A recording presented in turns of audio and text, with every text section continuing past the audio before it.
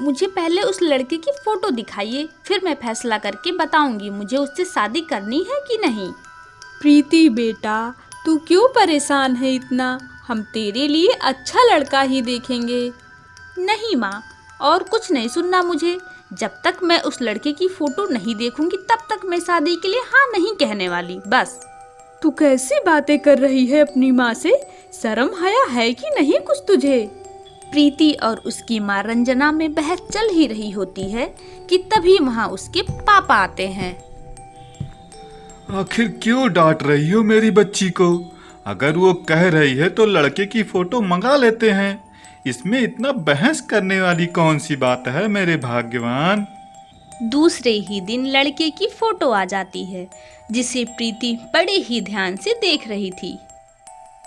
बेटी, लड़का बहुत पढ़ा लिखा है। उसका अपना खुद का होटल है। बड़े खानदानी और रईस लोग हैं वो। तुम बहुत खुश रहोगी वहाँ। फोटो देख प्रीति शादी के लिए हाँ कर दी। एक ही महीने के अंदर ही प्रीति की शादी हो गई। प्रीति और सुशील की शादी अरेंज मैरिज थी, इसीलिए उन दोनों में ना तो पहले कभी बात हुई थी और ना ही मुलाकात। शादी कर प्रीति सुशील के घर आ जाती है। शादी की पहली रात प्रीति कमरे में सुशील का इंतजार कर रही होती है। तभी सुशील हाथ में चॉकलेट लिए कमरे में आता है और मजाकिया अंदाज में बोलता है, जितने पैसे शादी पर खर्च किए, इतने में तो मैं पूरी चॉकलेट की फैक्ट्री खरीद लेता। क्या आप भी खाओगी चॉकलेट? प्रीति ने शर्माते हुए चॉकलेट खाने से मना कर दिया। थोड़ा सा ही खा लीजिए। सुना है साथ में खाने से प्यार बढ़ता है। और वैसे भी अब सारी जिंदगी आपके साथ ही खाना पड़ेगा। सुशील के बहुत कहने पर प्रीति चॉकलेट ले लेती है और मन ही मन सोचने लगती है, पापा सही कह रहे थे, सच में ये तो बहुत अच्छे हैं, मैं तो बेवजह ही परेशान थी। प्रीति और सुशील के प्यार भरे दिन गुजरने लगे। धीरे धीरे जिंदगी अपने असल मंजिल की तरफ मुड़ गई। और एक दिन, सुशील, भैया की शादी में अब कुछ ही दिन बचे हैं, अभी मेरी कोई तैयारी भी नहीं हुई है, चलो ना आज शॉपिंग पर चलते हैं। इतना सुनते ही सुशील सख्त लहजे में बोलकर जाने से मना कर दिया, क्योंकि प्रीति 3 महीने की प्रेग्नेंट थी। यार प्रीति, मैंने तुम्हें कितनी बार समझाया है, और डॉक्टर ने भी तो लंबी यात्रा करने से मना किया है ना। इसलिए मैं कोई रिस्क नहीं लेना चाहता। आप पागल हो गए हैं क्या? मेरे भाई की शादी है और आप कह रहे हैं कि मैं ना जाऊं? आप अपनी कार में बैठाकर आराम से छोड़कर आ जाइएगा, बस। सुशील प्रीति के पास बैठते हुए प्यार से बोला। प्रीति, क्यों बेकार की जिद कर रही हो? मैं नहीं जाने दे सकता तुम्हें। तुम इतना लापरवाह कैसे हो सकती हो, वो भी अपने बच्चे के लिए? इतना जान लो, मैं तुम्हें किसी और के भरोसे नहीं छोड़ सकता। इतना कहकर सुशील कमरे से बाहर चला गया। प्रीति वहीं बैठकर रोने लगी और रोते हुए अपनी माँ को फोन किया। माँ, सुशील मना कर रहे हैं शादी में आने के लिए। बेटी, अगर वो मना कर रहे हैं तो मत आओ, वो कुछ सोच समझकर ही ऐसा बोल रहे होंगे। पर इतने में प्रीति कहाँ मानने वाली थी। उसने फोन करके चुपके से अपने भाई को घर पर बुला लिया। जीजू, बस 2-4 दिनों की तो बात है, आप दीदी को भेज दीजिए ना। आप बिल्कुल भी परेशान मत होइए, हम सब दीदी का बहुत ख्याल रखेंगे। सुशील प्रीति को थोड़ी दूर ले जाकर गुस्से में बोला।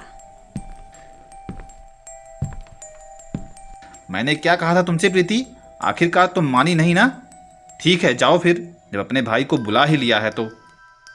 सुशील बहुत गुस्से में था, पर उससे ज्यादा उसे प्रीति की चिंता हो रही थी। सुशील प्रीति को कुछ पैसे देते हुए बोला।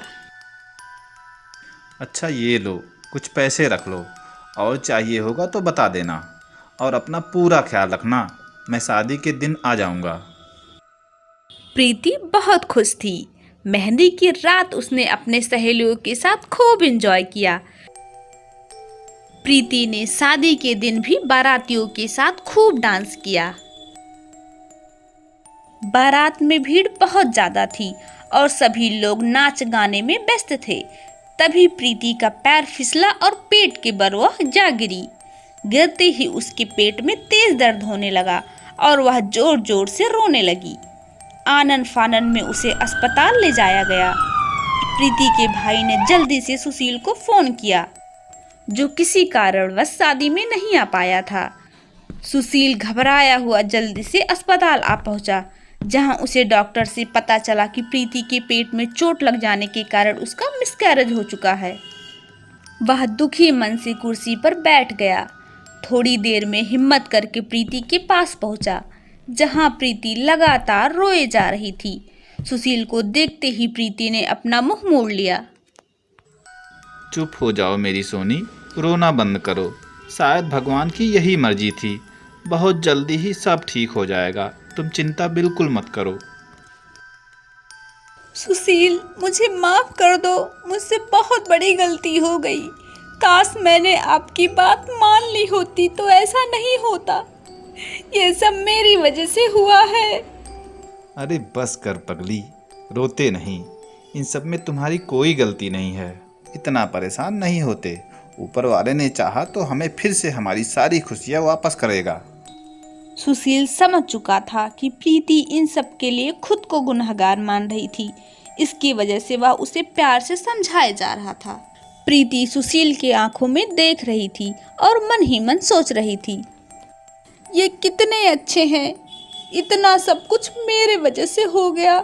इन्होंने डांटा तक नहीं, पर मुझे मालूम है अंदर ही अंदर ये बहुत दुखी है।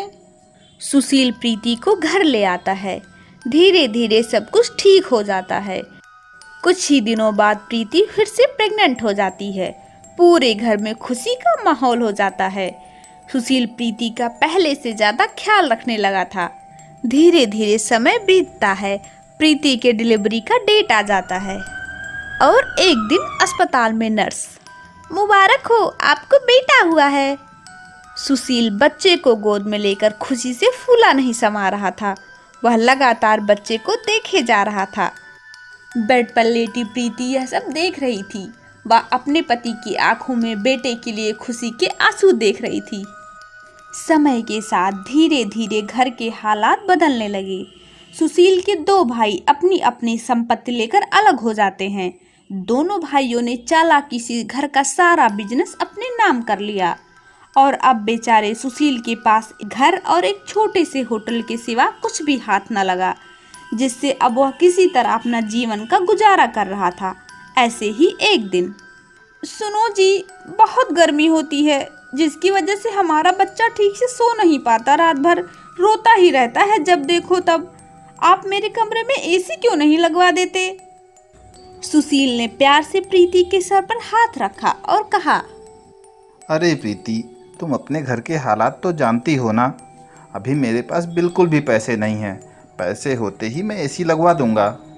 जब देखो तब यही कहते रहते हो, पैसे नहीं है, पैसे नहीं है। पैसे नहीं तो बच्चे क्यों कर लिए? मुझे कुछ नहीं सुनना। कल तक मेरे कमरे में एसी लग जानी चाहिए, नहीं तो मैं अपने मायके चली जाऊंगी, समझे? दोस्तों, देखा आप सभी ने, जब तक सुशील के पास पैसे थे प्रीति उसके साथ बहुत खुश थी। लेकिन आज जब सुशील का बिजनेस ठप पड़ गया है और उसके पास पैसे नहीं है, तो उसकी ही पत्नी घर छोड़कर जाने की धमकी देने लगी, वो भी एक एसी के खातिर। दोस्तों, क्या सुशील प्रीति के कमरे में एसी लगवाकर उसे अपने पास रोक पाएगा या फिर प्रीति गुस्सा होकर अपने बच्चे के साथ मायके चली जाएगी? इन सारे सवालों के जवाब मिलेंगे हमारी कहानी के अगले भाग में। दोस्तों, अगर आप हमारे चैनल पर नए हैं तो हमारे चैनल को तुरंत सब्सक्राइब करें और देखें ऐसे ही प्यारी प्यारी और मनमोहक कहानियाँ। धन्यवाद।